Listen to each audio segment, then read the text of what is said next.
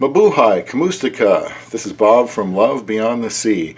Today I'm starting a three-part series. It's going to be about stereotypes, negative ones about Filipinas, and we'll call it something like all Filipinas are scammers and more stinking thinking.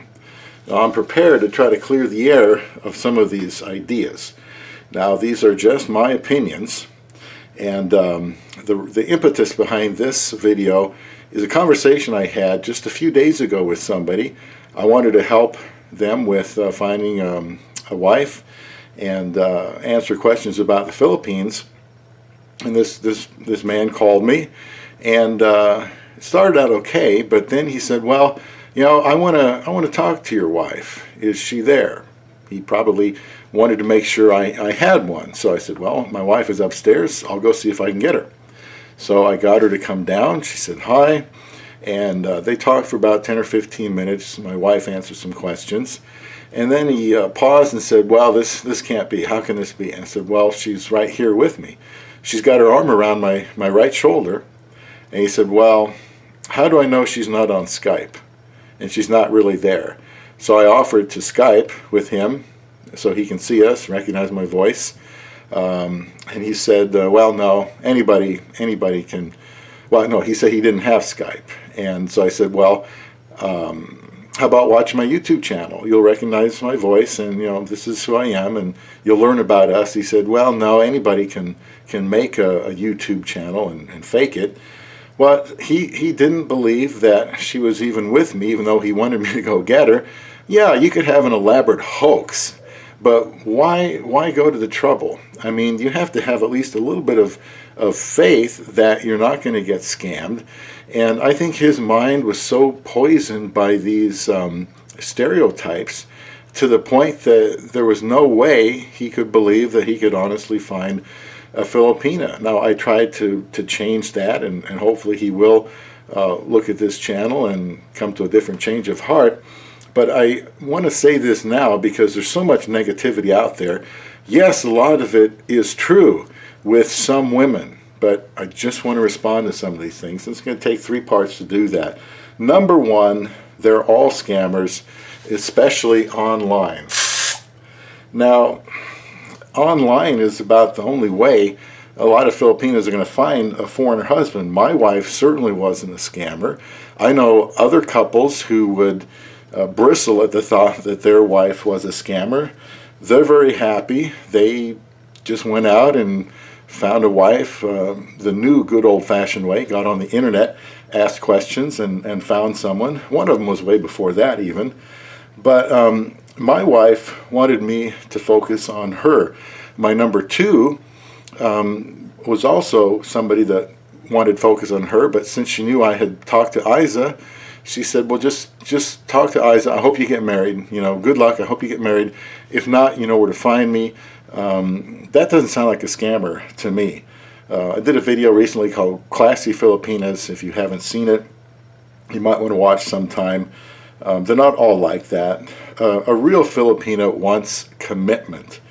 They want not game players. They figure an older American, older foreigner would be less likely to play games and more likely to commit, and that's what they want. Now, a good Filipina is willing to make a huge sacrifice to be your wife. They did a video called "The Profound Sacrifice Your Filipina Makes for You," and this is a massive sacrifice I would not make for myself. But yet many do it all the time, and you can see some of their videos on YouTube. They seem to be getting along well. Now, a Filipina has the fear of being scammed by a foreigner. I've had multiple Filipinas tell me just on the message board that I'm on, that on Christian Filipina, that they're unhappy that guys said they were going to come visit them and they were engaged and they never showed up. And that's easy to do when you're so far away, but you got to have the integrity to do what you say. And man, if a guy says, "I'm going to come over and marry you," they've had a relationship for a while, and you get stood up, you got to lose your faith in foreigners if that happens enough. So I guess to me, I feel like that was kind of an unfair scam by the foreigner against the Filipina. Now, My wife did talk to this man, and she gave him some helpful advice to not get scammed, so I'll share that with you. She said, move on. If this woman asks for money, just move on. My wife never asked me for money. We argued about her taking my money even after we were married because she wanted to show me that she could take care of herself. And you've probably heard Filipinos have pride, and I think that's one way that they do. Also, if this woman shows nudity of any kind, cleavage, just dump her, run, move away. You don't need to waste any more time with her. You're setting yourself up for a scam. And if she says she loves you and you don't have some kind of deep level of commitment, then that's probably related to wanting some money and trying to butter you up. If you have a commitment, you're engaged, you're going to be married, and it really is, I love you, and you can say I love you in return, well, that's different. Also, my wife would advise, avoid the party girl. If she likes to party, she likes to drink, she likes to go to bars, just stay away from her. That's no good. I feel the same way about the drinking. Now, just drinking it of itself, it would be legalistic to call that sinful, so I'm not going to do that. I don't drink myself. I don't like the wasted calories, and I've been there and done that in my past. I just don't want to drink. My father was an alcoholic. I've seen what it can do. Nothing wrong with having a glass of wine or something. That's totally up to the people. But if they're into partying and you look at Facebook and they're drinking, I would just simply move on. There's plenty of good Filipinas out there.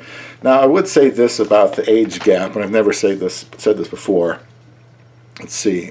I would say that if it's going to be above a 30-year age gap, you're probably more likely to develop some kind of problems down the road. And it's hard for me to really describe this, scientifically. But like a 40 and a 50, that's probably more on the side of, hey, I need you to take care of me. It may not be the sexual relationship that it would with a younger age gap. Maybe it still is. I don't know. But 30 years is probably, it seems like a lot in the United States, but for a Filipina, probably not. And again, don't take this legalistically, but if it's going to be greater than 30 years, I think you're probably more inclined to run into some trouble. Can't really prove that, but I'm just going to throw that out there. You may have an opinion.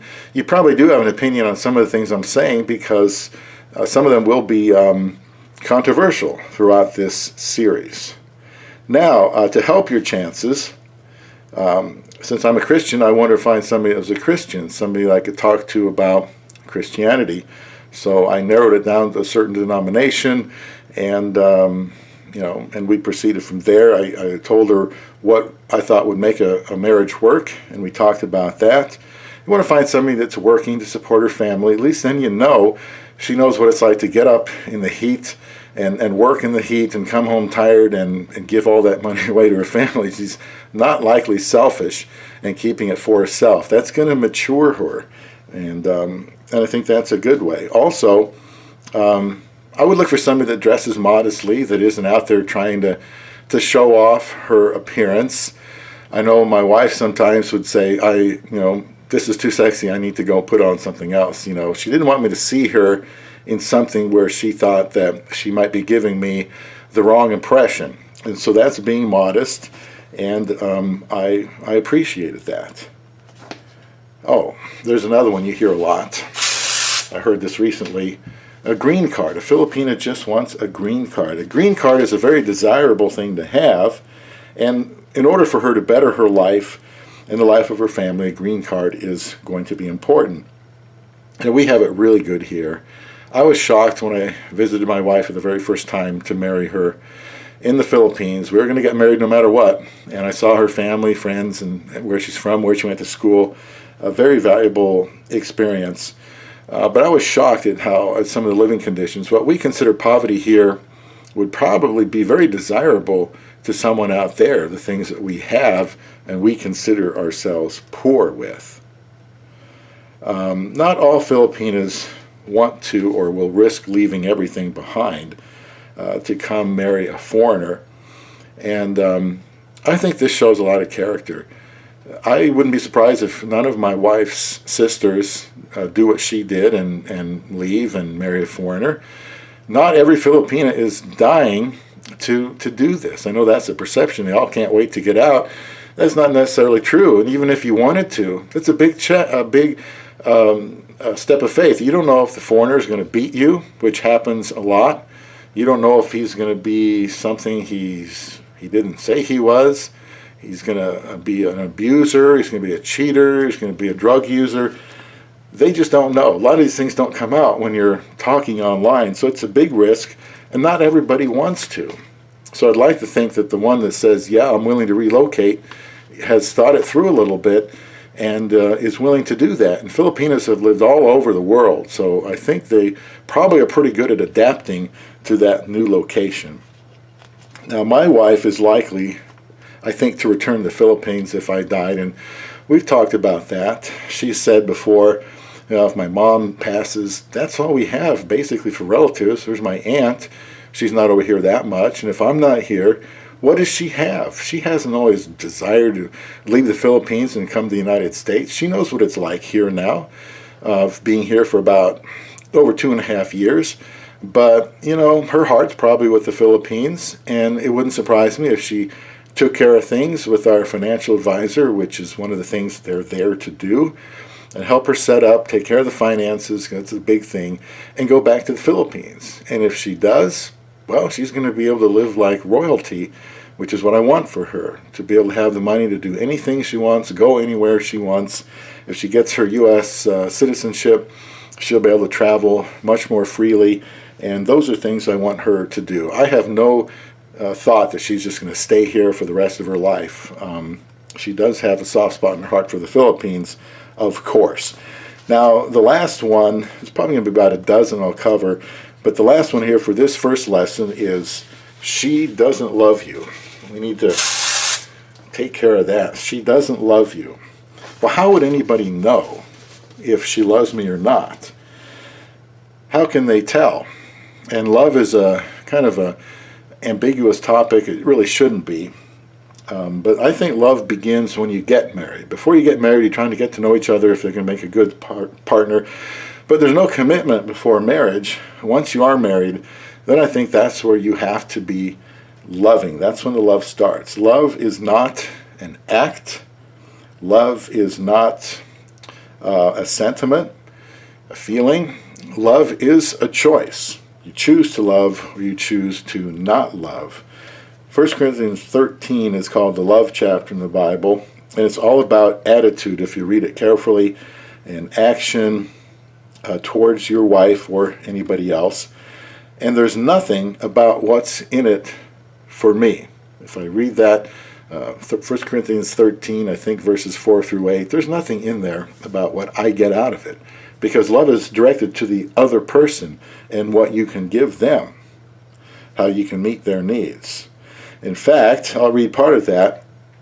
It bears all things. Love bears all things, believes all things, hopes all things, endures all things. Love never fails. In fact, it starts out, it suffers long.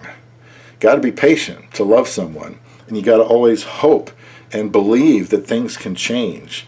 And you bear with things when they aren't right, because it never fails. Your love never fails. You want to stick with them. Now, obviously, it takes two people to have a successful marriage, and if one person bails on you, then hopefully you can tell yourself, you've done all I can. There's nothing else I really could have done. And then you just try to learn from what you know didn't go right and what you can do better. But it takes two, and sometimes the other person doesn't reciprocate. But you want to know what love is? 1 Corinthians 13 is in the New Testament.